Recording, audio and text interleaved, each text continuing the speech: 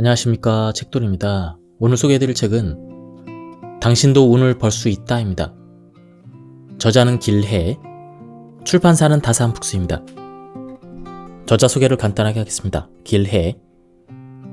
현재 길해의 명리 마음 상담소를 운영하고 있는 저자는 명리학으로 삶을 들여다보고 지혜로운 길을 안내하고자 이 책을 썼다. 그럼 바로 본문을 보도록 하겠습니다. 명리학은 미래를 점치고 일어나지 않는 일을 맞추는 역술가들을 위한 학문이 아닙니다. 지금의 나를 깨닫고 인간을 이해할 수 있게 해주는 학문으로 접근한다면 일반인의 삶에도 많은 도움을 줄 수 있는 학문입니다. 미래는 내가 산 오늘의 결과입니다.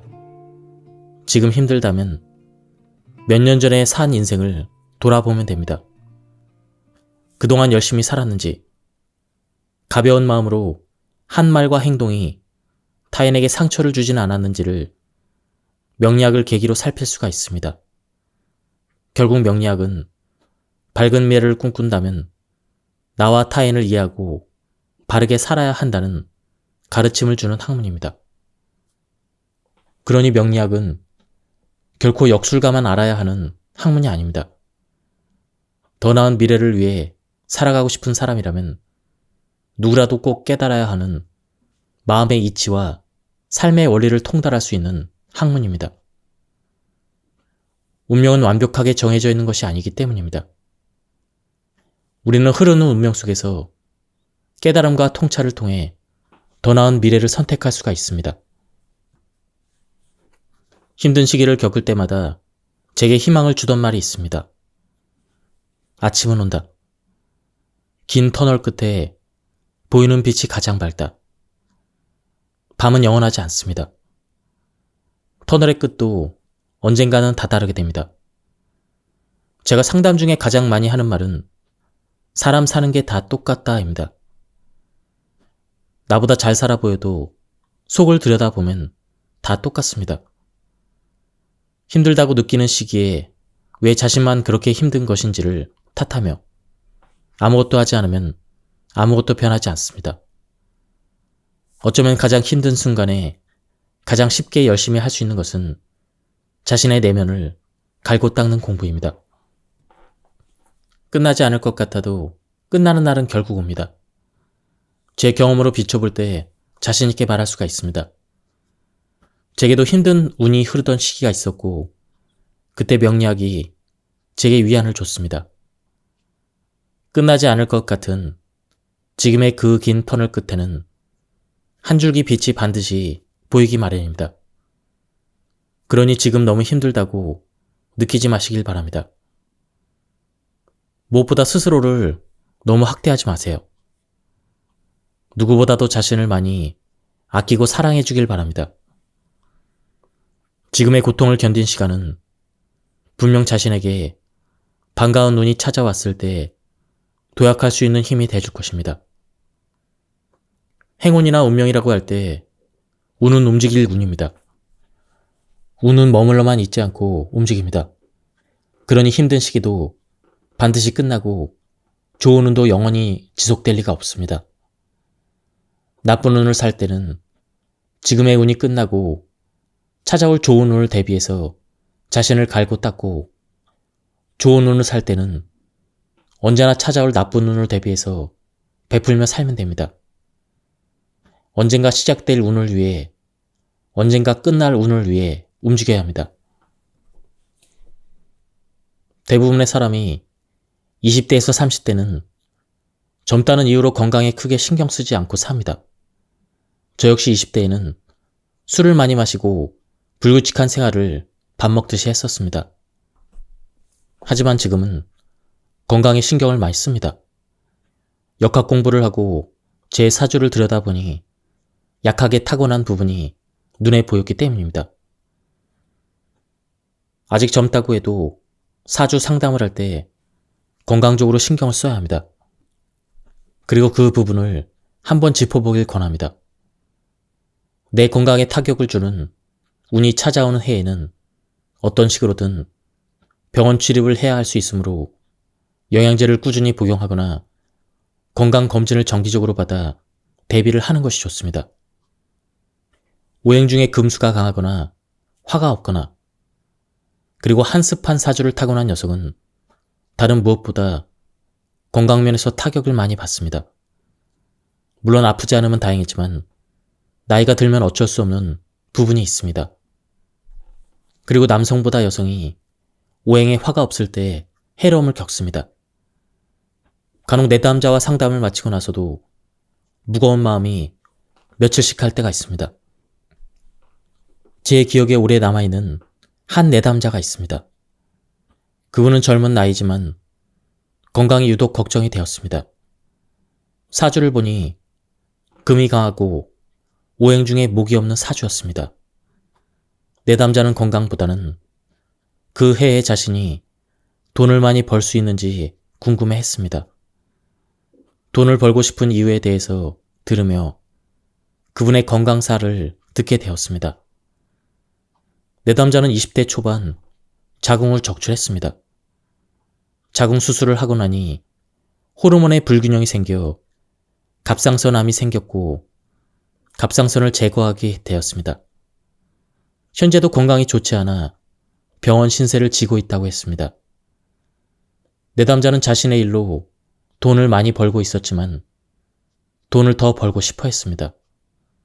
이세를 가질 수 없으니 세월이 흘러도 결혼을 할 수 없을 거라 생각했고 결혼을 안 하고 혼자 산다면 그럴수록 돈이 많이 필요하다고 생각했습니다. 또 병원비로 지출이 큰 탓에 앞으로 얼마나 더 아플지 모른다며 대비해야 한다고 했습니다. 내담자의 바람대로 몇 년 뒤에 금 인성 대운이 20년 정도 흐릅니다.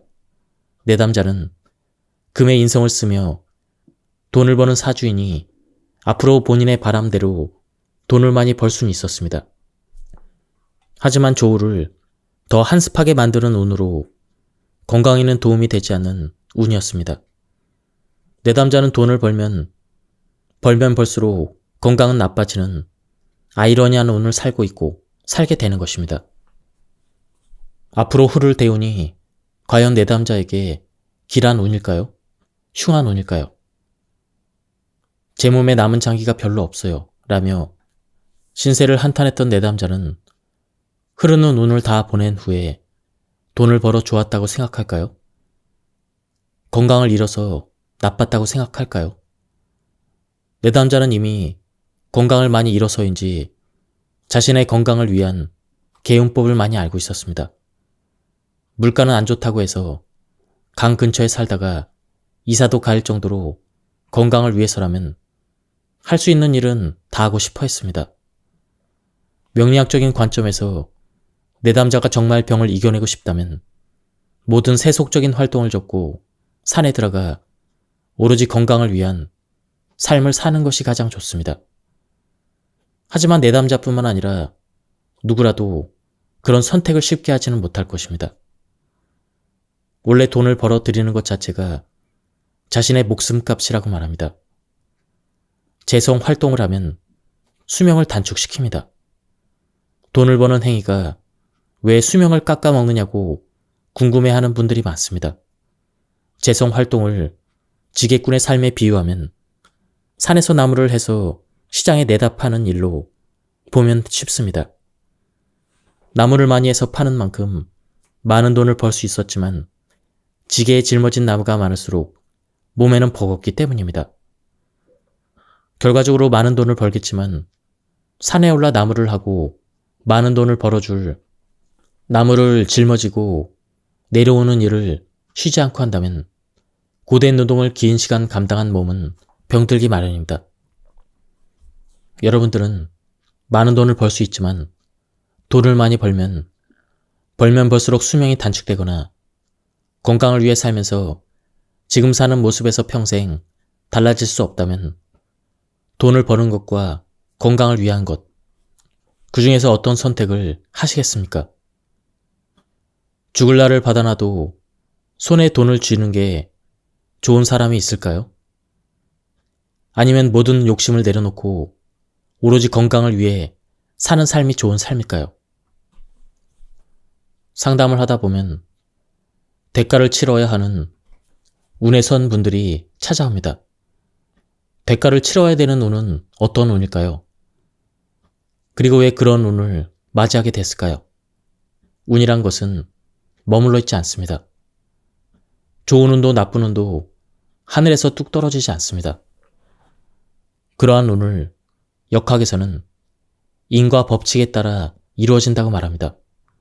즉, 내가 했던 일이나 말이나 경험들이 결국 결과로 나타나는 것입니다. 그러니 똑바로 살아야 합니다. 내가 지금 나쁜 일을 한다고, 나쁜 마음을 먹는다고 해서 누가 알겠냐고 생각하기 쉽지만 결국은 그것이 운으로 돌아옵니다.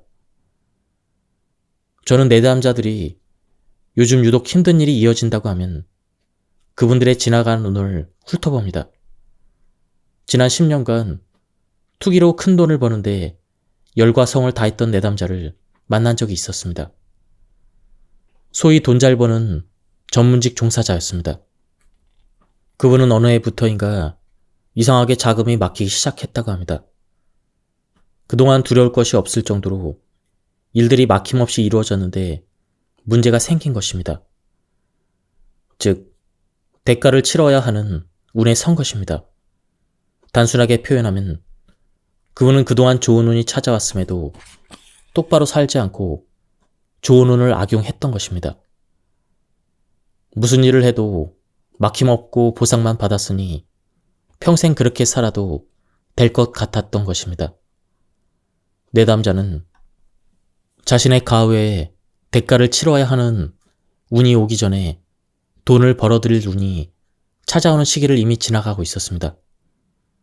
내담자는 자신에게 돈이 벌어지는 운이 찾아왔을 때 정당하게 합법적으로 돈을 벌었을까요?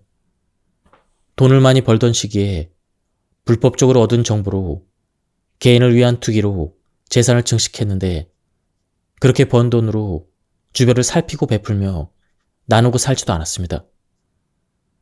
게다가 대가를 치러야 하는 운을 겪으면서도 자신이 힘든 이유를 모르고 있었습니다. 그분은 왜 제게 이런 시련이 닥친 거죠? 라며 반문했습니다. 내담자의 대운을 살펴보니 과거 흘러갔던 운에 제대로 살지 않았다면 반드시 대가를 치르는 운으로 시기상 5년 정도 지나 절반 정도에 도달해 있었습니다. 그분에게 5년 전부터 돈이 좀 나갔을 거라고 하니 예전에 투자하고 벌어둔 돈이 있었는데 손해를 많이 봤다고 했습니다. 또 지금 하는 일도 잘 안 되고 경제적으로 좀 힘든 상태라고 했습니다. 그동안 돈 걱정을 해본 적이 없었지만 몇 년간 너무 힘든 시기를 겪으면서 회사를 접을 생각까지 했다고 털어놓았습니다. 안타깝게도 그분은 현재 대운에 벌어놓은 돈이나 문서를 많이 잃게 될 것입니다. 잘 나갈 때 바르게 살아야 합니다.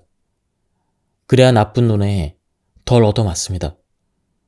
만약 제가 기부를 권한다면 경제적으로 어렵다고 말하는 분이 기부를 할 수 있을까요? 본디 사람은 내가 좀 여유로울 때 주변을 돌아보고 베풀고 살아야 합니다. 하지만 사람들은 좋은 운에 접어들면 지금 눈앞의 행복이 영원하리라 생각합니다. 여유가 있어도 자신을 위해서만 여유를 부립니다. 그러고서 나중에 힘든 눈에 접어들면 자신을 탓하기보다는 왜 라며 남 탓을 하거나 자신만 불행하다고 생각합니다. 큰 돈이 나갈 것 같은 해를 대비해서 비방책을 제게 물어보는 분들이 많지만 비방책은 딱히 없습니다. 다만 기부를 권합니다. 액땜 차원에서 어차피 나갈 돈으로 연초나 대운초에 기부를 하면 덕을 쌓는 것이니 나쁜 운에 좀 덜 얻어맞습니다. 왜 나만 기부하고 왜 나만 봉사활동을 하며 살아야 합니까? 그런 거 하지 않고도 잘 먹고 잘 사는 사람이 많은데요. 분명 이렇게 생각하는 분들도 있을 것입니다. 저도 그렇게 생각하던 시절이 있었습니다. 하지만 제가 역학 공부를 하면서 느낀 것 중 하나가 세상은 불공평할 수 있다는 이치입니다. 정말로 세상은 불공평할 수가 있습니다. 모두의 출발점이 같지 않고 결승점이 같지도 않습니다. 나보다 노력을 덜한 사람이 빨리 잘 되기도 하고 타고난 복이 많아서 잘 되는 사람도 있습니다. 우리가 사는 세상이 바로 그런 세상이고 누구라도 이를 받아들여야 합니다. 다들 타고난 환경과 주어진 복이 다릅니다. 자신의 환경과 자신의 주어진 복, 자신의 재능, 즉 자신의 분을 잘 아는 게 정말 중요합니다. 내 분을 알고 그저 내 길을 열심히 걸어가면 됩니다. 세상이 불공평하다고 탓만 해봐야 달라지는 건 없습니다. 누군가는 모두 운의 차이일 뿐 실력의 차이는 종이 한 장 차이라고 말합니다. 어느 정도 맞는 말이기도 합니다. 그 말처럼 타고난 운은 다르고 바꿀 수 없을지도 모릅니다. 하지만 후천적으로 얻은 운은 내 노력 여하에 달렸습니다. 그러니 자신의 이번 생이 베풀고 살아야 될 운명이라면 베풀며 열심히 살아가면 됩니다. 그래야 조금 덜 얻어맞으며 살 수가 있고 자신이 노력한 만큼의 결실을 얻는 데 이로우며 무엇보다 내 자녀에게 나의 업이 이어지지 않습니다.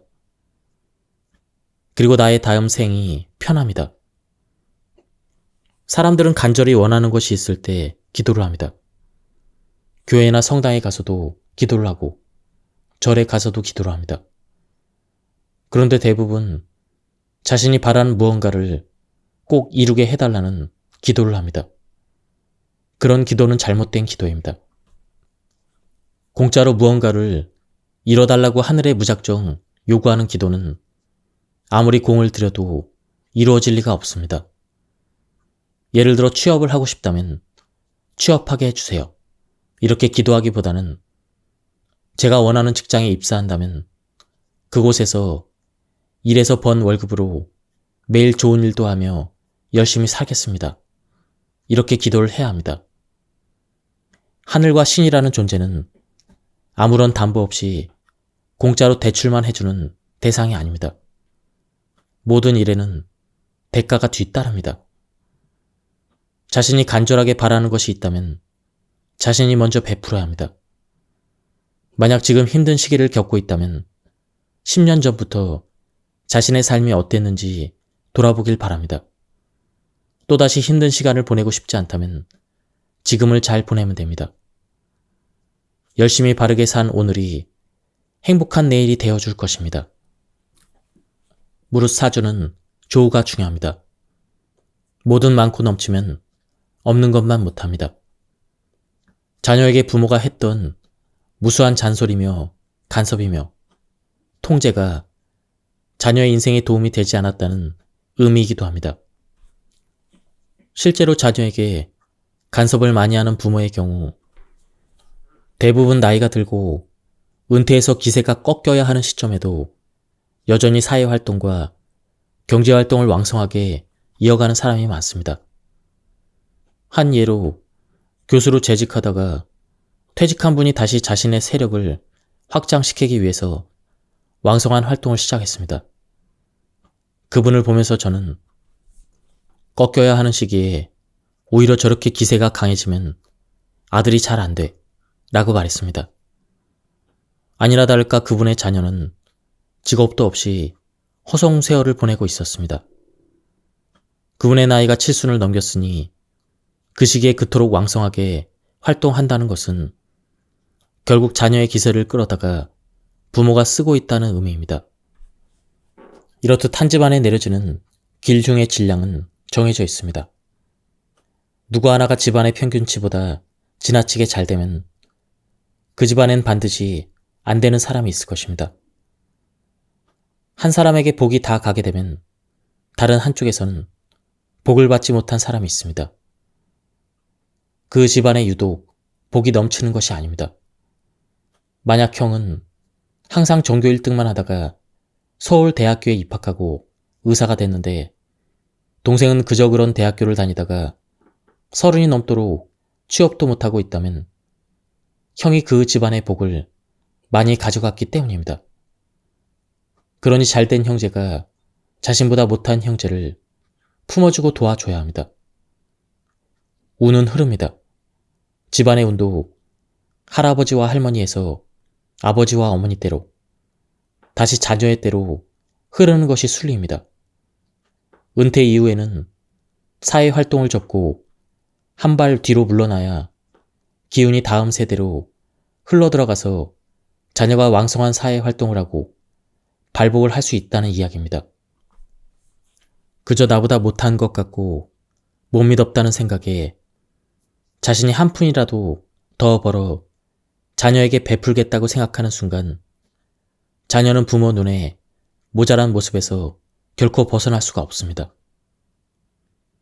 아버지나 어머니의 세력이 너무 강한데 자녀와 같이 한 집에서 같이 살 경우 자녀의 운의 흐름이 크게 나쁘지 않아도 이상할이 많지 취업이나 결혼이 순탄치 못한 집이 많습니다. 이런 자녀들이 저를 찾아오면 돈이 좀 들더라도 독립하라고 조언합니다. 인간관계는 직장인에게 때려야 뗄 수 없는 수면과도 같은 문제이지만 인간관계에 초연해질 필요가 있습니다. 인연인 사람은 내 곁에 남게 되고 인연이 아닌 사람은 떠나게 됩니다.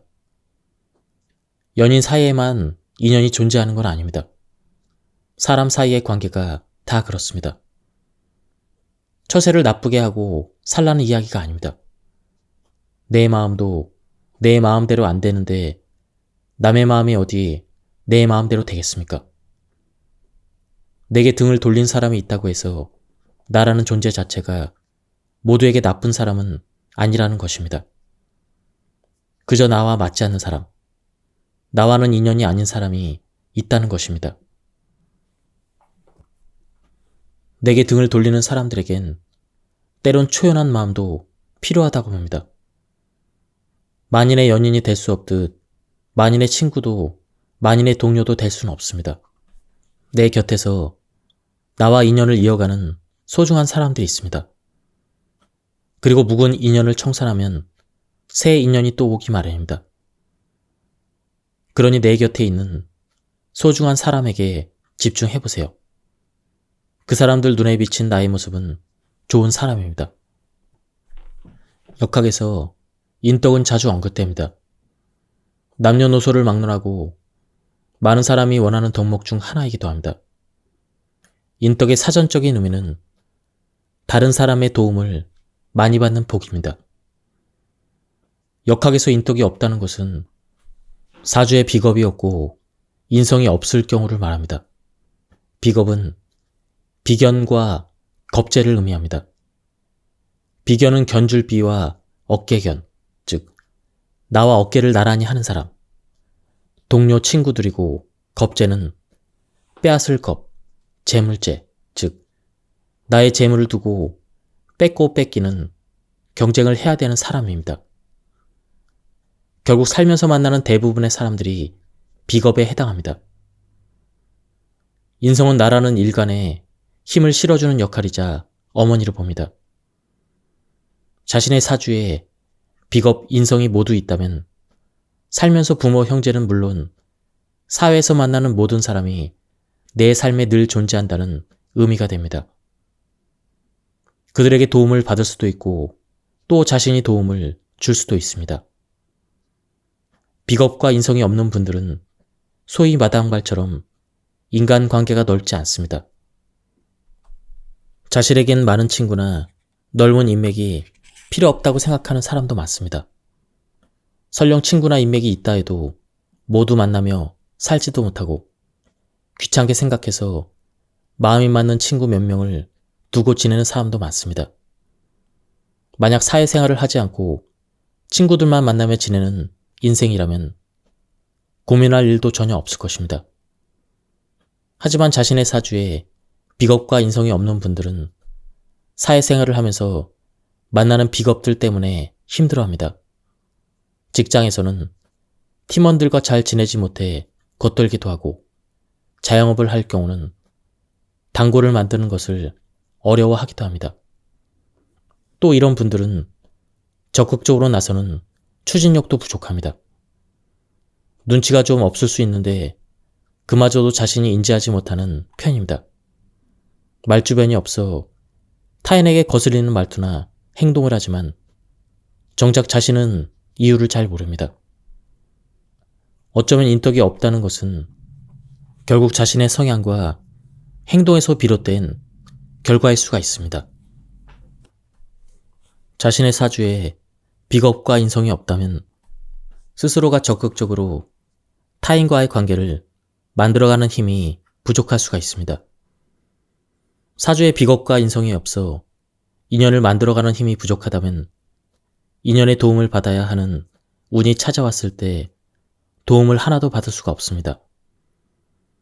심지어 자신의 것을 빼앗아 가기만 하는 사람들 때문에 힘들 수 있습니다. 그러니 평소 주변 사람들을 한 명 한 명 대하는 자세를 신경 쓰면 좋습니다. 제 상담 경험상 비겁이 없는 분들은 타인의 일에 무관심합니다. 타인의 일에 감정이입이 잘 되지 않고 발벗고 나서려고 도우려는 의사를 내비치는 일도 굉장히 소극적인 편입니다. 이런 분들은 조금 귀찮고 번거롭더라도 평소에 인맥 관리를 조금씩이라도 해두면 도움이 됩니다. 인맥 관리는 대단한 일이 아닙니다. 만약 누군가를 만나 밝고 좋은 기운을 느낀다면 본능적으로 그 사람에게 끌릴 수 있을 것입니다. 이것을 운명 혹은 인연이라고 합니다. 경조사나 명절에 안부를 묻거나 챙기는 정도만 해도 인연의 끈이 완전히 끊어지진 않습니다.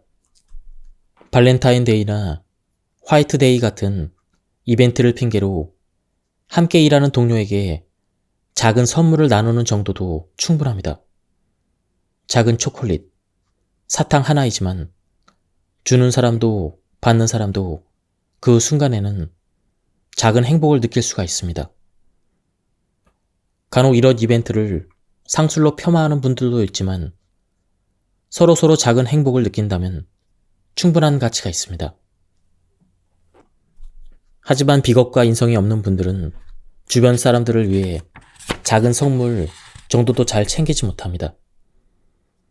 발렌타인데이나 화이트데이 같은 날들을 기억하고 신경 쓰는 것 자체를 어려워하는 분들도 많습니다. 만약 상대방의 도움이 필요한 순간이 찾아오면 평소 인연을 잘 쌓아두지 않는 자신의 결점이 드러나고 말 것입니다. 사실 우리는 자신에게 없는 것을 얻기 위해 평생 노력하며 살아갑니다. 학생이라면 학위를 얻기 위해 시간과 노력을 들여 열심히 공부할 것이고, 사회생활을 하는 사람이라면 돈을 벌기 위해 악착같이 일합니다. 또 인생을 함께 살아갈 배우자를 얻기 위해 노력합니다. 모두 다 자신에게 없는 것을 얻기 위한 노력들입니다. 현재 자신에게 무언가가 없다고 해서 영원히 갖지 못하리라는 법은 없습니다. 자신의 노력 여하에 따라 조금씩 채워가면 자신이 원하는 것을 얻을 수가 있습니다. 누구나 어릴 때에는 아무것도 가진 것이 없지만 자라는 동안 많은 것을 얻기 위해 노력합니다. 또 세상은 혼자 살아갈 수 있는 세상이 아닙니다. 돈을 벌기 위해 조직에 몸을 담거나 조직을 이끌어 나가려면 자신을 도와줄 타인이 필요합니다. 자영업자가 장사를 할 때도 손님이라는 타인이 필요합니다. 결국 자신이 먹고 살아가고자 한다면 타인이 필요하다는 이야기입니다. 인연을 만들기 힘들고 내버려 둘 것이 아니라 자신이 먼저 나서서 인연의 끈을 잇기 위해 노력해야 합니다. 그런 작은 행동들이 쌓이고 쌓이면 길고 긴 인연의 끈으로 이어질 수가 있습니다. 그러면 그동안 나를 귀찮게 하던 그 인연도 절박한 순간에 도움이 필요한 나에게 귀인이 될 수가 있습니다. 내가 아무리 갈증이 심해서 물을 많이 마시고 싶어도 컵에 물을 채울 수 있는 용량은 정해져 있습니다. 무조건 물을 담으면 넘쳐 쏟아지기 마련입니다. 그저 물을 좀 더 많이 담으려 했던 것 뿐인데 물이 넘치면 귀찮은 일이 생깁니다. 물이 넘치면 다른 물건을 적셔버릴 수도 있습니다. 물이 넘친 것을 빨리 알지 못했을 때입니다. 정신을 차리고 보니 넘친 물에 다른 물건까지 젖어버려 사용할 수 없게 됐다면 물이 넘치는 것이 결코 작은 일이 아닐 것입니다. 물에 비교했지만 자신의 그릇이 넘쳐서 생기는 일이 가볍게 해결되지 않을 수도 있습니다. 물을 제물로 대입해 읽어보세요. 제물이 넘치는 일은 결코 우습게 볼 일이 아닙니다. 어쩌면 물이 넘치는 것보다 후폭풍이 더 클 수도 있습니다. 내담자분들 중에 돈을 많이 벌고 싶다거나 돈이 많이 모이지 않는다고 토라하는 경우는 돈을 버는 능력이 부족해서라기보다는 제대로 관리가 되지 않아 자신이 번 돈이 쌓이지 않기 때문입니다.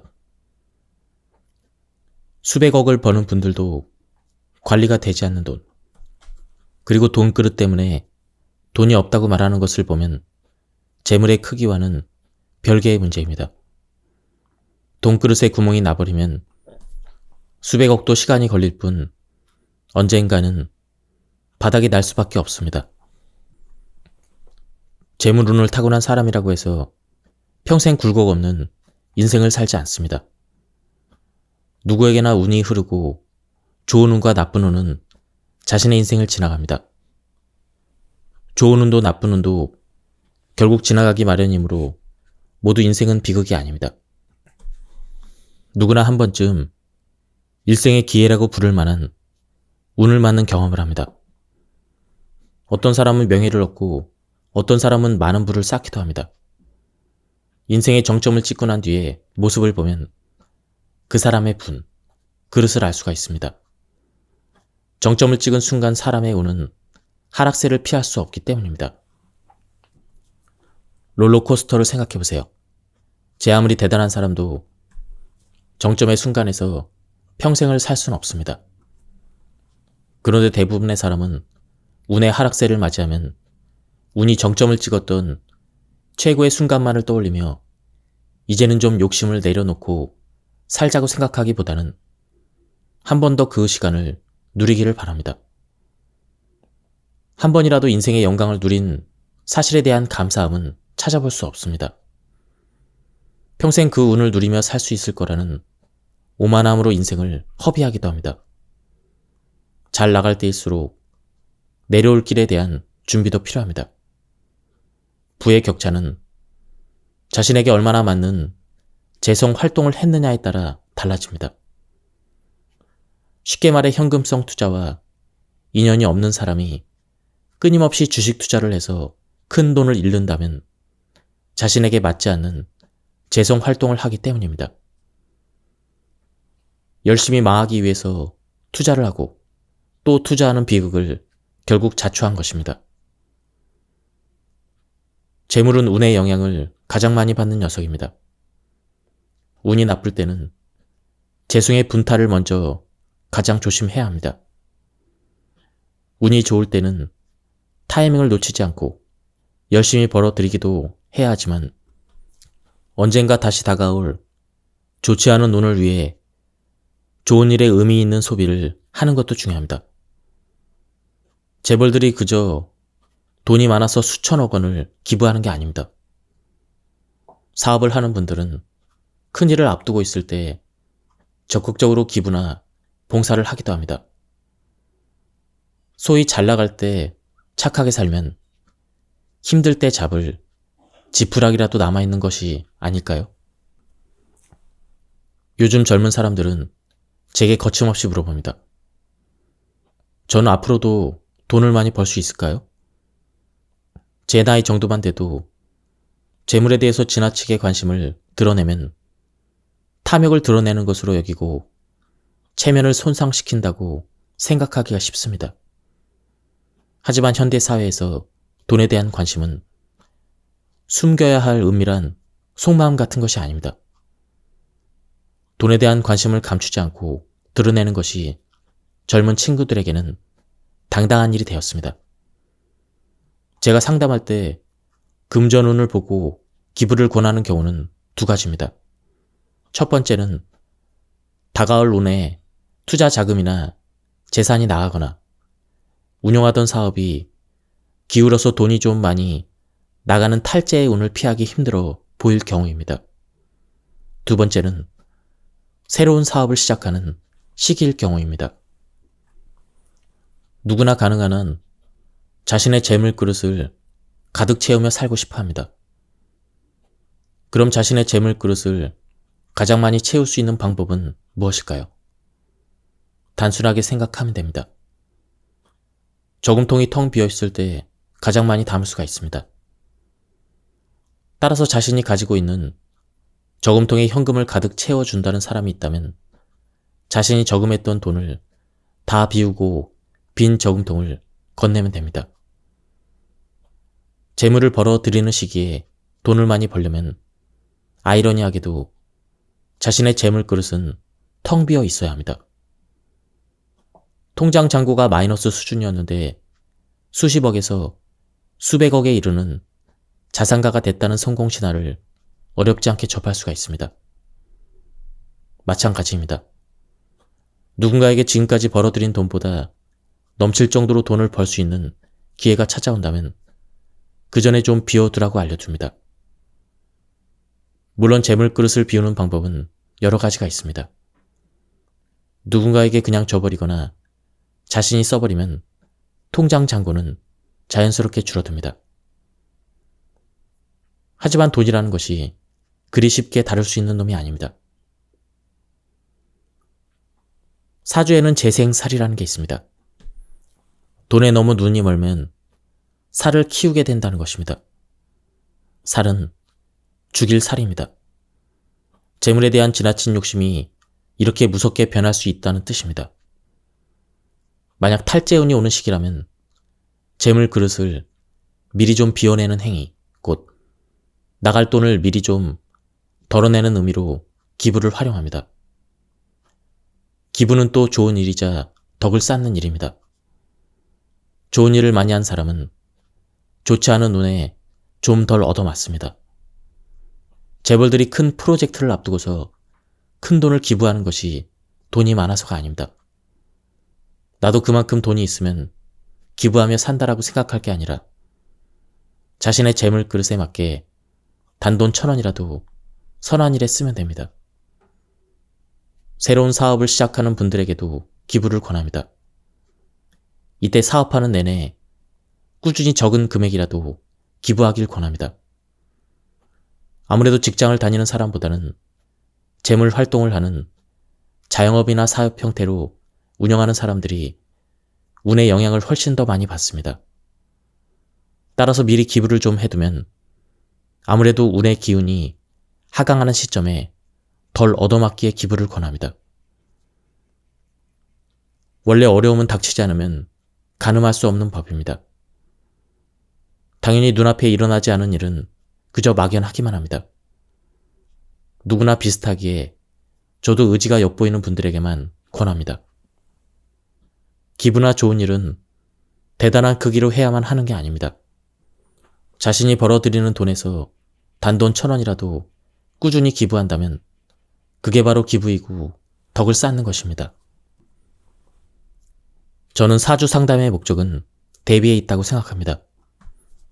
나쁜 운을 피해갈 수 있다면, 피해가고 나쁜 운을 덜 얻어맞을 수 있다면 그렇게 사는 게 좋기 때문입니다. 무엇보다 경제활동을 하는 모든 분야가 재성운의 흐름만으로 길흉을 점칠 수 있는 것은 아닙니다. 자신에게 현금성 투자운이 없다고 해서 자신에게 재복이 없다고 생각하면 안 됩니다. 사람마다 돈을 벌어들이는 방법은 제각각 다릅니다. 자신에게 맞는 방향으로 재성 활동을 했을 때, 그리고 그것이 맞아떨어졌을 때 자신의 재물 그릇에 돈을 가득 채울 수가 있습니다. 이처럼 자신에게 맞는 재성 활동을 찾는 것도 사회생활을 시작하는 첫 단계이고 첫 걸음입니다. 물론 자신은 돈을 많이 벌지 않아도 되고 하고 싶은 것을 마음 편하게 하고 살고 싶다면 자신의 생각을 따라가면 됩니다. 세상에는 탁월한 재주가 있어도 흐르는 운이 받쳐주지 못해 재주를 발휘하지 못하며 사는 분들도 많습니다. 같은 이치로 많은 부모가 자녀의 공부를 위해 학원을 수없이 보내지만 그보다는 자녀의 재능을 찾아주는 것이 훨씬 더 중요합니다. 공직이나 활인업에 몸담는 분들은 돈에 너무 연연하면 안 됩니다. 모두 돈으로 하는 일이 아니기 때문입니다. 대단한 의사가 되라거나 나라를 구하라는 것이 아닙니다. 환자를 치료하는 일이 돈을 버는 일보다 후순위로 밀린다면 돈도 잘 벌리지 못한다는 것입니다. 공직에 몸담은 사람이 공익을 위하는 것보다 개인의 뱃속을 채우는 욕심이 앞서서는 안 된다는 이야기입니다. 그렇게 돈에 연연하다가는 잘 나가다가도 결국 무너지는 날을 맞이하게 됩니다. 또 화가 나면 우선 그림을 잘 그려야 합니다. 그래야 그림이 좋은 평가를 받고 비싼 가격에 팔립니다. 그림을 잘 그리는 것은 뒤로 미룬 채 비싼 가격에 팔 생각만 해서는 안 됩니다. 재물은 자신이 제압해야 되는 대상이지 내가 재물에 제압당한다면 절대 부를 이룰 수가 없습니다. 돈에 끌려다닌다면 절대로 그 돈을 지켜낼 수 없습니다. 적어도 자신이 어떤 형태로 재물 활동을 이뤄내야 하는지를 안다면 자신에게 없는 운에 연연해서 재물 손실을 입진 않을 것입니다. 이렇듯 자신의 분을 지키며 살아가는 것이 대수롭지 않아 보여도 참 중요합니다. 자신의 분을 누구보다도 스스로 정확하게 알아야 자신에게 어울리는 옷과 헤어스타일을 고를 수 있는 것과 같은 이치입니다. 지금까지 이 책에 대한 리뷰를 모두 마쳤습니다. 이 책에서는 우리의 운은 타고나는 것도 중요하지만 그 운을 잘 관리하는 것도 중요하다는 것을 말해주고 있습니다. 특히 인상 깊었던 부분은 운이 좋았을 때, 운이 나쁠 때를 대비하라는 것이었습니다. 제가 발췌에 요약해서 설명드렸기 때문에 맥락이 많이 끊겼습니다. 한번 책을 구해서 읽어보실 것을 추천드립니다. 여기서 리뷰를 마치도록 하겠습니다. 감사합니다. 안녕하십니까, 책돌입니다. 오늘 소개해드릴 책은 당신도 운을 벌 수 있다입니다. 저자는 길해, 출판사는 다산북스입니다. 저자 소개를 간단하게 하겠습니다. 길해. 현재 길해의 명리 마음 상담소를 운영하고 있는 저자는 명리학으로 삶을 들여다보고 지혜로운 길을 안내하고자 이 책을 썼다. 그럼 바로 본문을 보도록 하겠습니다. 명리학은 미래를 점치고 일어나지 않는 일을 맞추는 역술가들을 위한 학문이 아닙니다.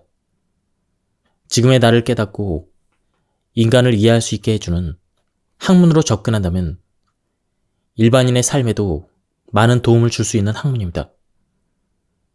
미래는 내가 산 오늘의 결과입니다. 지금 힘들다면 몇 년 전에 산 인생을 돌아보면 됩니다. 그동안 열심히 살았는지, 가벼운 마음으로 한 말과 행동이 타인에게 상처를 주지는 않았는지를 명리학을 계기로 살필 수가 있습니다.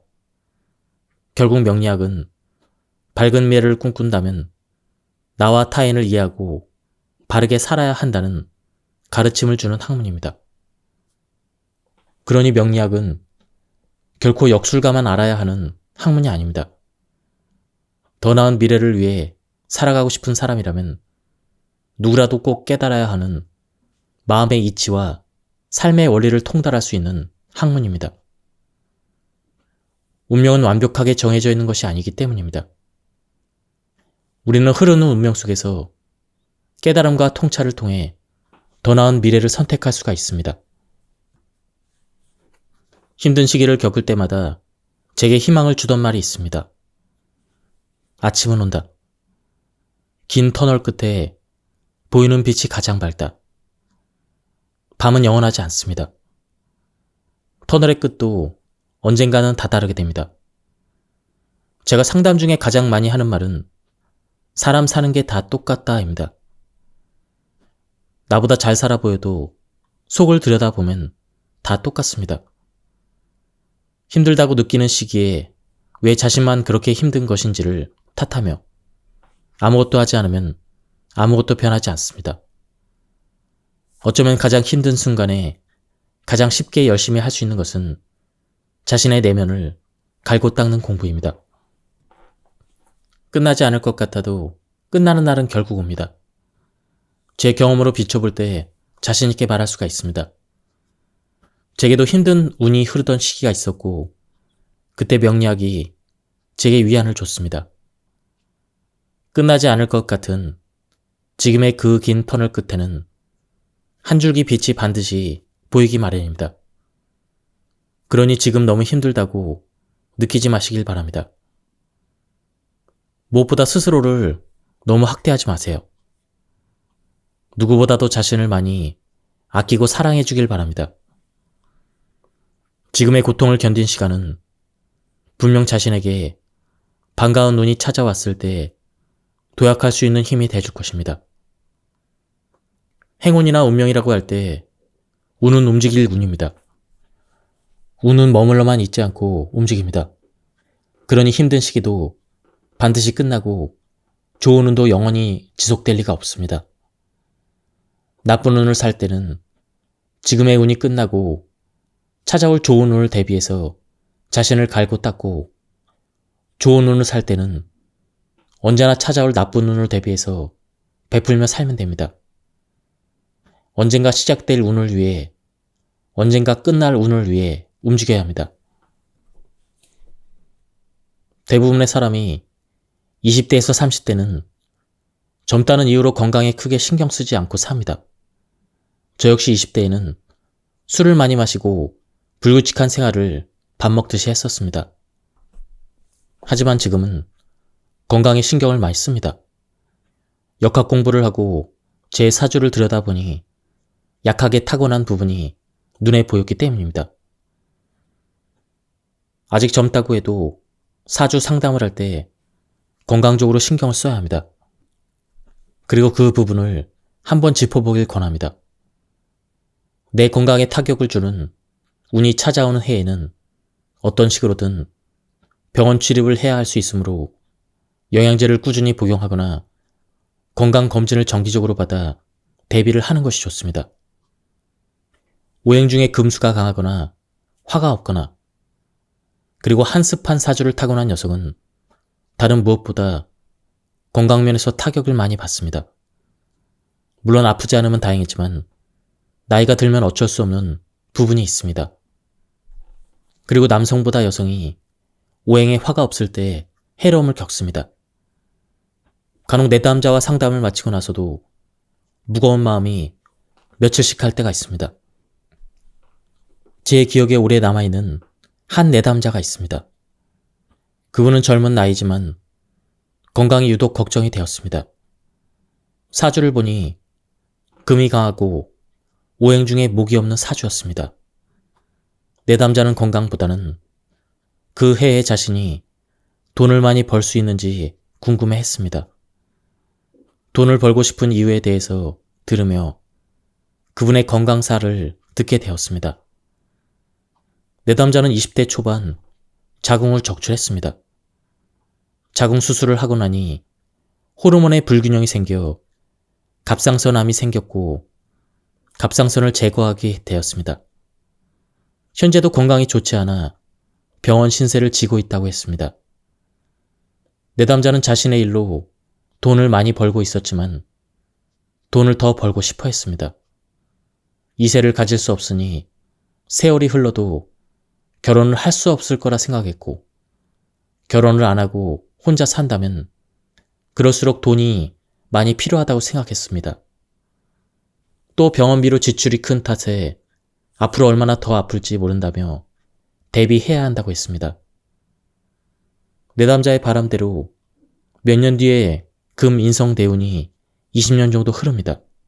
내담자는 금의 인성을 쓰며 돈을 버는 사주이니 앞으로 본인의 바람대로 돈을 많이 벌 수는 있었습니다. 하지만 조우를 더 한습하게 만드는 운으로 건강에는 도움이 되지 않는 운이었습니다. 내담자는 돈을 벌면 벌수록 건강은 나빠지는 아이러니한 운을 살고 있고 살게 되는 것입니다. 앞으로 흐를 대운이 과연 내담자에게 길한 운일까요? 흉한 운일까요?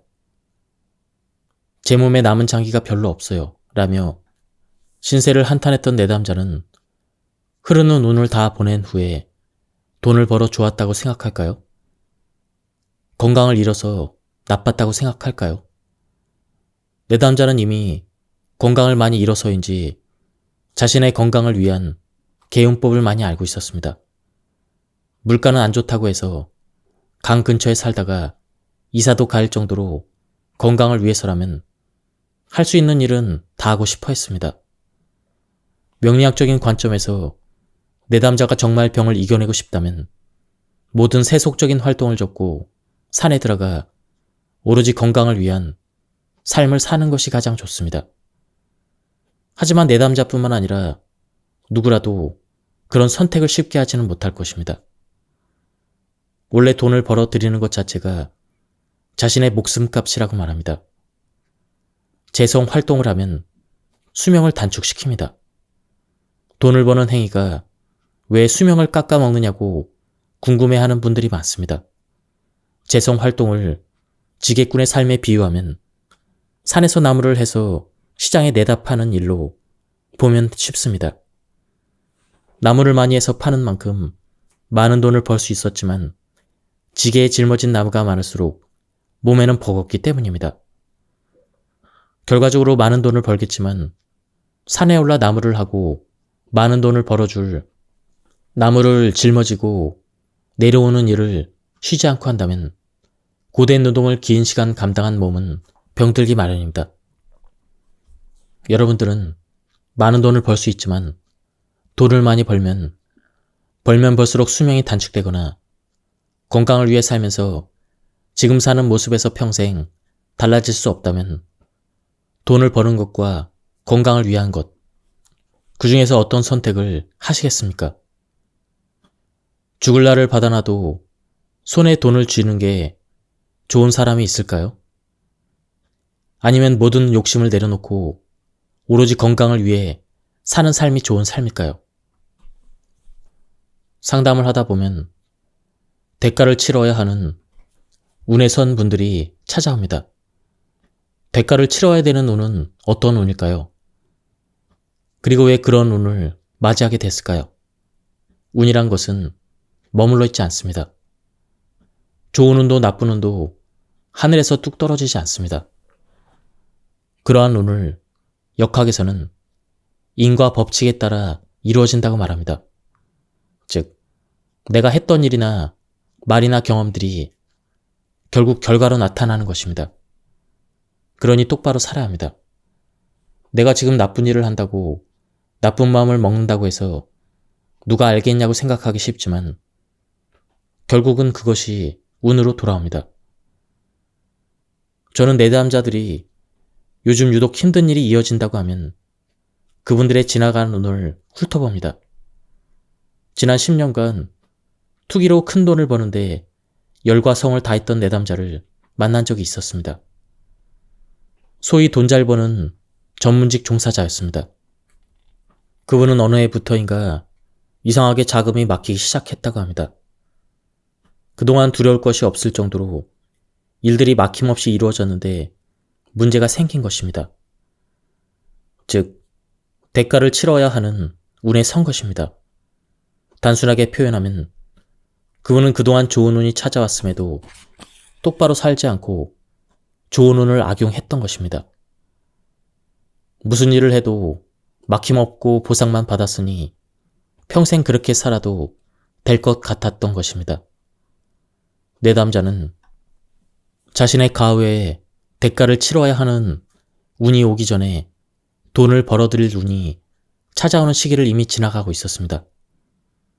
내담자는 자신에게 돈이 벌어지는 운이 찾아왔을 때 정당하게 합법적으로 돈을 벌었을까요? 돈을 많이 벌던 시기에 불법적으로 얻은 정보로 개인을 위한 투기로 재산을 증식했는데 그렇게 번 돈으로 주변을 살피고 베풀며 나누고 살지도 않았습니다. 게다가 대가를 치러야 하는 운을 겪으면서도 자신이 힘든 이유를 모르고 있었습니다. 그분은 왜 제게 이런 시련이 닥친 거죠? 라며 반문했습니다. 내담자의 대운을 살펴보니 과거 흘러갔던 운에 제대로 살지 않았다면 반드시 대가를 치르는 운으로 시기상 5년 정도 지나 절반 정도에 도달해 있었습니다. 그분에게 5년 전부터 돈이 좀 나갔을 거라고 하니 예전에 투자하고 벌어둔 돈이 있었는데 손해를 많이 봤다고 했습니다. 또 지금 하는 일도 잘 안 되고 경제적으로 좀 힘든 상태라고 했습니다. 그동안 돈 걱정을 해본 적이 없었지만 몇 년간 너무 힘든 시기를 겪으면서 회사를 접을 생각까지 했다고 털어놓았습니다. 안타깝게도 그분은 현재 대운에 벌어놓은 돈이나 문서를 많이 잃게 될 것입니다. 잘 나갈 때 바르게 살아야 합니다. 그래야 나쁜 눈에 덜 얻어맞습니다. 만약 제가 기부를 권한다면 경제적으로 어렵다고 말하는 분이 기부를 할 수 있을까요? 본디 사람은 내가 좀 여유로울 때 주변을 돌아보고 베풀고 살아야 합니다. 하지만 사람들은 좋은 운에 접어들면 지금 눈앞의 행복이 영원하리라 생각합니다. 여유가 있어도 자신을 위해서만 여유를 부립니다. 그러고서 나중에 힘든 눈에 접어들면 자신을 탓하기보다는 왜라며 남 탓을 하거나 자신만 불행하다고 생각합니다. 큰돈이 나갈 것 같은 해를 대비해서 비방책을 제게 물어보는 분들이 많지만 비방책은 딱히 없습니다. 다만 기부를 권합니다. 액땜 차원에서 어차피 나갈 돈으로 연초나 대운초에 기부를 하면 덕을 쌓는 것이니 나쁜 운에 좀 덜 얻어맞습니다. 왜 나만 기부하고 왜 나만 봉사활동을 하며 살아야 합니까? 그런 거 하지 않고도 잘 먹고 잘 사는 사람이 많은데요. 분명 이렇게 생각하는 분들도 있을 것입니다. 저도 그렇게 생각하던 시절이 있었습니다. 하지만 제가 역학 공부를 하면서 느낀 것 중 하나가 세상은 불공평할 수 있다는 이치입니다. 정말로 세상은 불공평할 수가 있습니다. 모두의 출발점이 같지 않고 결승점이 같지도 않습니다. 나보다 노력을 덜한 사람이 빨리 잘 되기도 하고 타고난 복이 많아서 잘 되는 사람도 있습니다. 우리가 사는 세상이 바로 그런 세상이고 누구라도 이를 받아들여야 합니다. 다들 타고난 환경과 주어진 복이 다릅니다. 자신의 환경과 자신의 주어진 복, 자신의 재능, 즉 자신의 분을 잘 아는 게 정말 중요합니다. 내 분을 알고 그저 내 길을 열심히 걸어가면 됩니다. 세상이 불공평하다고 탓만 해봐야 달라지는 건 없습니다. 누군가는 모두 운의 차이일 뿐 실력의 차이는 종이 한 장 차이라고 말합니다. 어느 정도 맞는 말이기도 합니다. 그 말처럼 타고난 운은 다르고 바꿀 수 없을지도 모릅니다. 하지만 후천적으로 얻은 운은 내 노력 여하에 달렸습니다. 그러니 자신의 이번 생이 베풀고 살아야 될 운명이라면 베풀며 열심히 살아가면 됩니다. 그래야 조금 덜 얻어맞으며 살 수가 있고 자신이 노력한 만큼의 결실을 얻는 데 이로우며 무엇보다 내 자녀에게 나의 업이 이어지지 않습니다. 그리고 나의 다음 생이 편합니다. 사람들은 간절히 원하는 것이 있을 때 기도를 합니다. 교회나 성당에 가서도 기도를 하고 절에 가서도 기도를 합니다. 그런데 대부분 자신이 바라는 무언가를 꼭 이루게 해달라는 기도를 합니다. 그런 기도는 잘못된 기도입니다. 공짜로 무언가를 이뤄달라고 하늘에 무작정 요구하는 기도는 아무리 공을 들여도 이루어질 리가 없습니다. 예를 들어 취업을 하고 싶다면 취업하게 해주세요. 이렇게 기도하기보다는 제가 원하는 직장에 입사한다면 그곳에서 일해서 번 월급으로 매일 좋은 일도 하며 열심히 살겠습니다. 이렇게 기도를 해야 합니다. 하늘과 신이라는 존재는 아무런 담보 없이 공짜로 대출만 해주는 대상이 아닙니다. 모든 일에는 대가가 뒤따릅니다. 자신이 간절하게 바라는 것이 있다면 자신이 먼저 베풀어야 합니다. 만약 지금 힘든 시기를 겪고 있다면 10년 전부터 자신의 삶이 어땠는지 돌아보길 바랍니다. 또다시 힘든 시간을 보내고 싶지 않다면 지금을 잘 보내면 됩니다. 열심히 바르게 산 오늘이 행복한 내일이 되어줄 것입니다. 무릇 사주는 조우가 중요합니다. 뭐든 많고 넘치면 없는 것만 못합니다. 자녀에게 부모가 했던 무수한 잔소리며 간섭이며 통제가 자녀의 인생에 도움이 되지 않았다는 의미이기도 합니다. 실제로 자녀에게 간섭을 많이 하는 부모의 경우 대부분 나이가 들고 은퇴해서 기세가 꺾여야 하는 시점에도 여전히 사회활동과 경제활동을 왕성하게 이어가는 사람이 많습니다. 한 예로 교수로 재직하다가 퇴직한 분이 다시 자신의 세력을 확장시키기 위해서 왕성한 활동을 시작했습니다. 그분을 보면서 저는 꺾여야 하는 시기에 오히려 저렇게 기세가 강해지면 아들이 잘 안 돼 라고 말했습니다. 아니나 다를까 그분의 자녀는 직업도 없이 허송세월을 보내고 있었습니다. 그분의 나이가 칠순을 넘겼으니 그 시기에 그토록 왕성하게 활동한다는 것은 결국 자녀의 기세를 끌어다가 부모가 쓰고 있다는 의미입니다. 이렇듯 한 집안에 내려지는 길흉의 질량은 정해져 있습니다.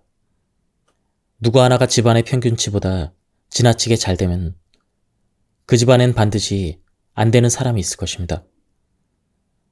한 사람에게 복이 다 가게 되면 다른 한쪽에서는 복을 받지 못한 사람이 있습니다. 그 집안에 유독 복이 넘치는 것이 아닙니다. 만약 형은 항상 전교 1등만 하다가 서울대학교에 입학하고 의사가 됐는데 동생은 그저 그런 대학교를 다니다가 30이 넘도록 취업도 못하고 있다면 형이 그 집안의 복을 많이 가져갔기 때문입니다. 그러니 잘된 형제가 자신보다 못한 형제를 품어주고 도와줘야 합니다. 운은 흐릅니다. 집안의 운도 할아버지와 할머니에서 아버지와 어머니 때로 다시 자녀의 때로 흐르는 것이 순리입니다. 은퇴 이후에는 사회활동을 접고 한 발 뒤로 물러나야 기운이 다음 세대로 흘러들어가서 자녀가 왕성한 사회활동을 하고 발복을 할 수 있다는 이야기입니다. 그저 나보다 못한 것 같고 못 믿었다는 생각에 자신이 한 푼이라도 더 벌어 자녀에게 베풀겠다고 생각하는 순간 자녀는 부모 눈에 모자란 모습에서 결코 벗어날 수가 없습니다. 아버지나 어머니의 세력이 너무 강한데 자녀와 같이 한 집에서 같이 살 경우 자녀의 운의 흐름이 크게 나쁘지 않아도 이상할이 많지 취업이나 결혼이 순탄치 못한 집이 많습니다. 이런 자녀들이 저를 찾아오면 돈이 좀 들더라도 독립하라고 조언합니다. 인간관계는 직장인에게 때려야 뗄 수 없는 숙명과도 같은 문제이지만 인간관계에 초연해질 필요가 있습니다. 인연인 사람은 내 곁에 남게 되고 인연이 아닌 사람은 떠나게 됩니다. 연인 사이에만 인연이 존재하는 건 아닙니다. 사람 사이의 관계가 다 그렇습니다. 처세를 나쁘게 하고 살라는 이야기가 아닙니다. 내 마음도 내 마음대로 안 되는데 남의 마음이 어디 내 마음대로 되겠습니까? 내게 등을 돌린 사람이 있다고 해서 나라는 존재 자체가 모두에게 나쁜 사람은 아니라는 것입니다. 그저 나와 맞지 않는 사람, 나와는 인연이 아닌 사람이 있다는 것입니다. 내게 등을 돌리는 사람들에겐 때론 초연한 마음도 필요하다고 봅니다.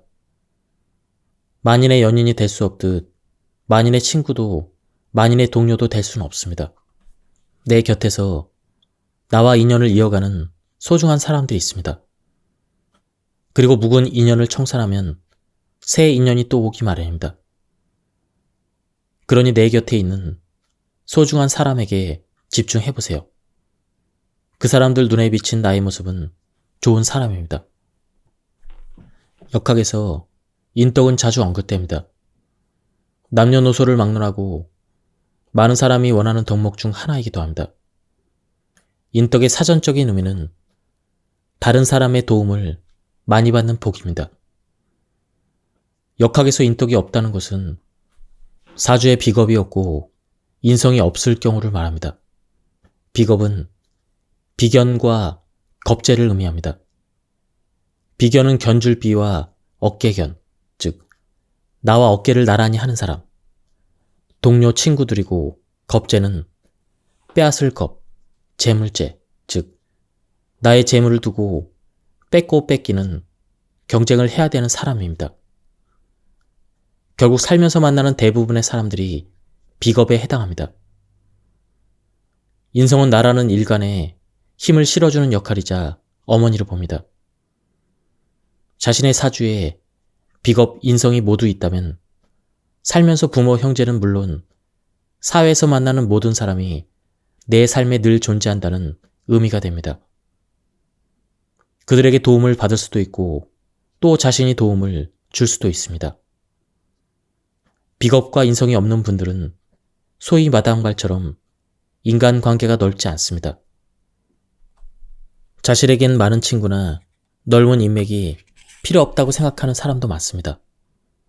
설령 친구나 인맥이 있다 해도 모두 만나며 살지도 못하고 귀찮게 생각해서 마음이 맞는 친구 몇 명을 두고 지내는 사람도 많습니다. 만약 사회생활을 하지 않고 친구들만 만나며 지내는 인생이라면 고민할 일도 전혀 없을 것입니다. 하지만 자신의 사주에 비겁과 인성이 없는 분들은 사회생활을 하면서 만나는 비겁들 때문에 힘들어합니다. 직장에서는 팀원들과 잘 지내지 못해 겉돌기도 하고 자영업을 할 경우는 단골을 만드는 것을 어려워하기도 합니다. 또 이런 분들은 적극적으로 나서는 추진력도 부족합니다. 눈치가 좀 없을 수 있는데 그마저도 자신이 인지하지 못하는 편입니다. 말주변이 없어 타인에게 거슬리는 말투나 행동을 하지만 정작 자신은 이유를 잘 모릅니다. 어쩌면 인덕이 없다는 것은 결국 자신의 성향과 행동에서 비롯된 결과일 수가 있습니다. 자신의 사주에 비겁과 인성이 없다면 스스로가 적극적으로 타인과의 관계를 만들어가는 힘이 부족할 수가 있습니다. 사주에 비겁과 인성이 없어 인연을 만들어가는 힘이 부족하다면 인연의 도움을 받아야 하는 운이 찾아왔을 때 도움을 하나도 받을 수가 없습니다. 심지어 자신의 것을 빼앗아 가기만 하는 사람들 때문에 힘들 수 있습니다. 그러니 평소 주변 사람들을 한 명 한 명 대하는 자세를 신경 쓰면 좋습니다. 제 상담 경험상 비겁이 없는 분들은 타인의 일에 무관심합니다. 타인의 일에 감정이입이 잘 되지 않고 발벗고 나서려고 도우려는 의사를 내비치는 일도 굉장히 소극적인 편입니다. 이런 분들은 조금 귀찮고 번거롭더라도 평소에 인맥 관리를 조금씩이라도 해두면 도움이 됩니다. 인맥 관리는 대단한 일이 아닙니다. 만약 누군가를 만나 밝고 좋은 기운을 느낀다면 본능적으로 그 사람에게 끌릴 수 있을 것입니다. 이것을 운명 혹은 인연이라고 합니다. 경조사나 명절에 안부를 묻거나 챙기는 정도만 해도 인연의 끈이 완전히 끊어지진 않습니다. 발렌타인데이나 화이트데이 같은 이벤트를 핑계로 함께 일하는 동료에게 작은 선물을 나누는 정도도 충분합니다. 작은 초콜릿, 사탕 하나이지만 주는 사람도 받는 사람도 그 순간에는 작은 행복을 느낄 수가 있습니다. 간혹 이런 이벤트를 상술로 폄하하는 분들도 있지만 서로서로 작은 행복을 느낀다면 충분한 가치가 있습니다.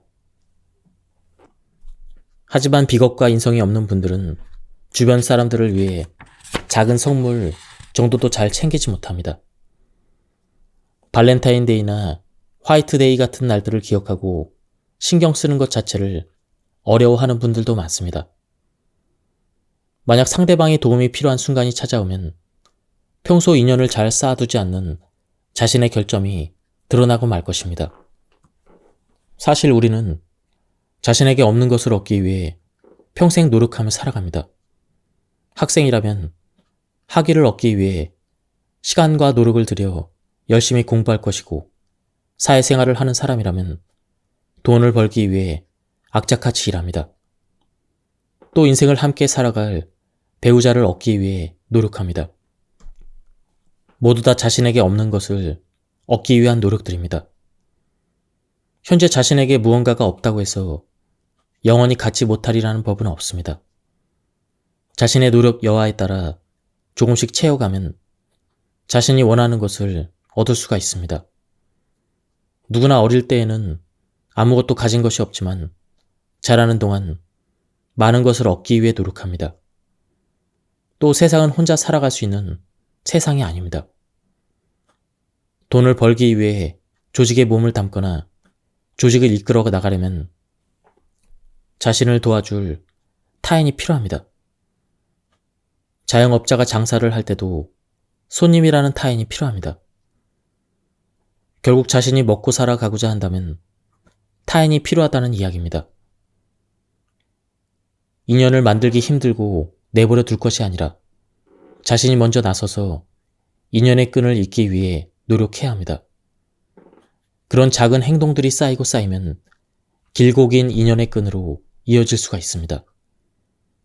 그러면 그동안 나를 귀찮게 하던 그 인연도 절박한 순간에 도움이 필요한 나에게 귀인이 될 수가 있습니다. 내가 아무리 갈증이 심해서 물을 많이 마시고 싶어도 컵에 물을 채울 수 있는 용량은 정해져 있습니다. 무조건 물을 담으면 넘쳐 쏟아지기 마련입니다. 그저 물을 좀 더 많이 담으려 했던 것 뿐인데 물이 넘치면 귀찮은 일이 생깁니다. 물이 넘치면 다른 물건을 적셔버릴 수도 있습니다. 물이 넘친 것을 빨리 알지 못했을 때입니다. 정신을 차리고 보니 넘친 물에 다른 물건까지 젖어버려 사용할 수 없게 됐다면 물이 넘치는 것이 결코 작은 일이 아닐 것입니다. 물에 비교했지만 자신의 그릇이 넘쳐서 생기는 일이 가볍게 해결되지 않을 수도 있습니다. 물을 재물로 대입해 읽어보세요. 재물이 넘치는 일은 결코 우습게 볼 일이 아닙니다. 어쩌면 물이 넘치는 것보다 후폭풍이 더 클 수도 있습니다. 내담자분들 중에 돈을 많이 벌고 싶다거나 돈이 많이 모이지 않는다고 토로하는 경우는 돈을 버는 능력이 부족해서라기보다는 제대로 관리가 되지 않아 자신이 번 돈이 쌓이지 않기 때문입니다. 수백억을 버는 분들도 관리가 되지 않는 돈, 그리고 돈그릇 때문에 돈이 없다고 말하는 것을 보면 재물의 크기와는 별개의 문제입니다. 돈그릇에 구멍이 나버리면 수백억도 시간이 걸릴 뿐 언젠가는 바닥이 날 수밖에 없습니다. 재물운을 타고난 사람이라고 해서 평생 굴곡 없는 인생을 살지 않습니다. 누구에게나 운이 흐르고 좋은 운과 나쁜 운은 자신의 인생을 지나갑니다.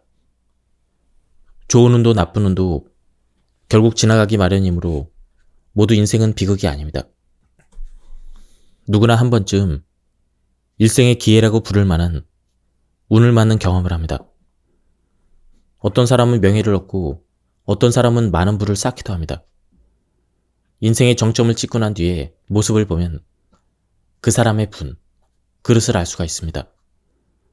정점을 찍은 순간 사람의 운은 하락세를 피할 수 없기 때문입니다. 롤러코스터를 생각해보세요. 제 아무리 대단한 사람도 정점의 순간에서 평생을 살 수는 없습니다.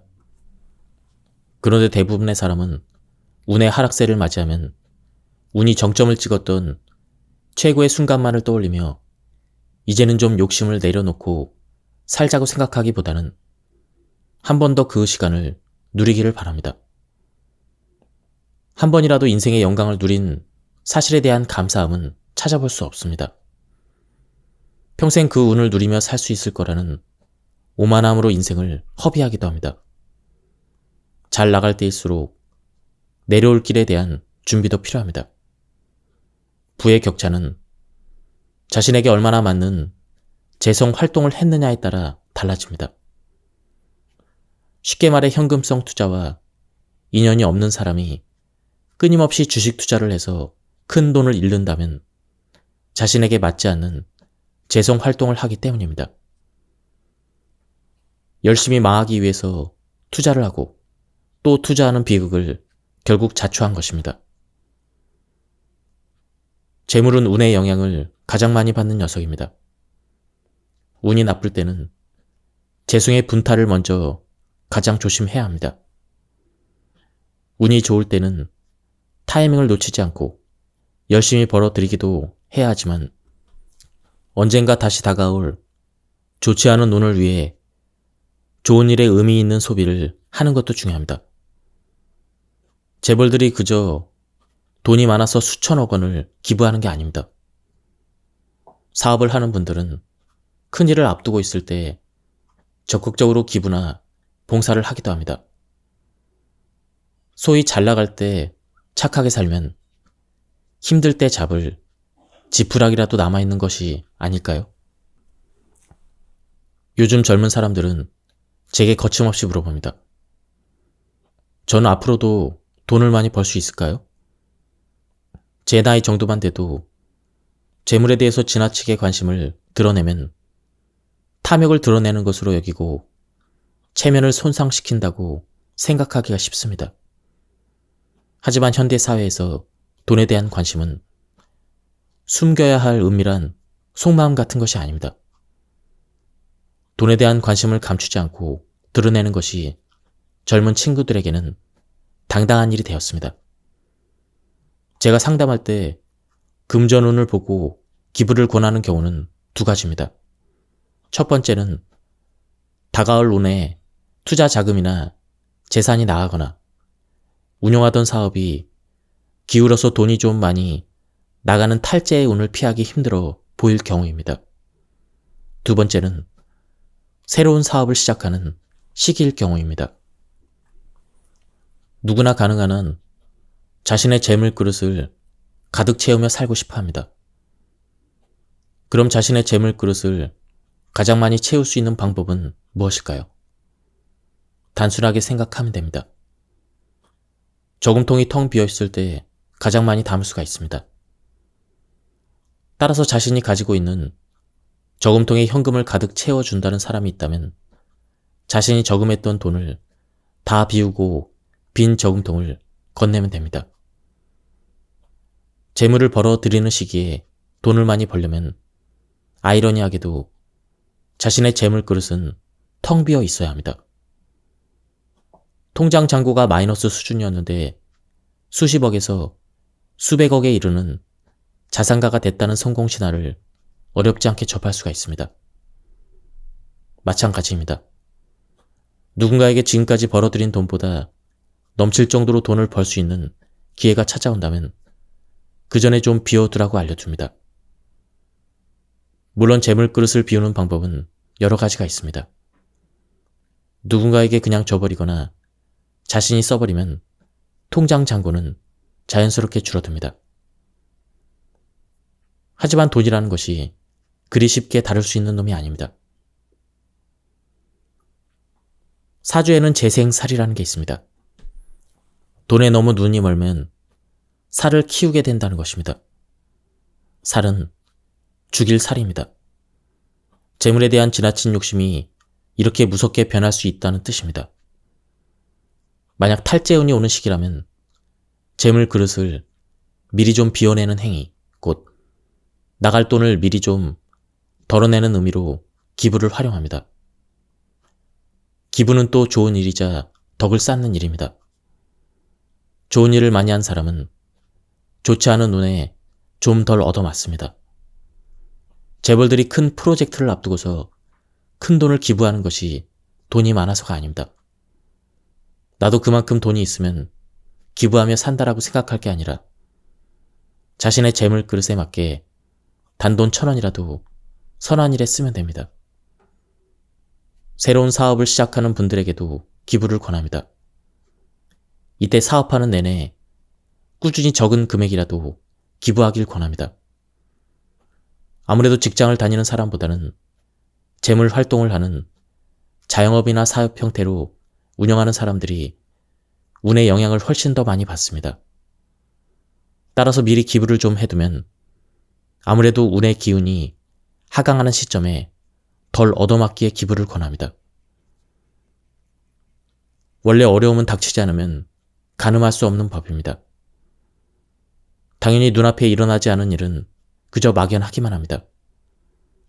누구나 비슷하기에 저도 의지가 엿보이는 분들에게만 권합니다. 기부나 좋은 일은 대단한 크기로 해야만 하는 게 아닙니다. 자신이 벌어들이는 돈에서 단돈 1,000원이라도 꾸준히 기부한다면 그게 바로 기부이고 덕을 쌓는 것입니다. 저는 사주 상담의 목적은 대비에 있다고 생각합니다. 나쁜 운을 피해갈 수 있다면, 피해가고 나쁜 운을 덜 얻어맞을 수 있다면 그렇게 사는 게 좋기 때문입니다. 무엇보다 경제활동을 하는 모든 분야가 재성운의 흐름만으로 길 흉을 점칠 수 있는 것은 아닙니다. 자신에게 현금성 투자운이 없다고 해서 자신에게 재복이 없다고 생각하면 안 됩니다. 사람마다 돈을 벌어들이는 방법은 제각각 다릅니다. 자신에게 맞는 방향으로 재성 활동을 했을 때, 그리고 그것이 맞아떨어졌을 때 자신의 재물 그릇에 돈을 가득 채울 수가 있습니다. 이처럼 자신에게 맞는 재성 활동을 찾는 것도 사회생활을 시작하는 첫 단계이고 첫 걸음입니다. 물론 자신은 돈을 많이 벌지 않아도 되고 하고 싶은 것을 마음 편하게 하고 살고 싶다면 자신의 생각을 따라가면 됩니다.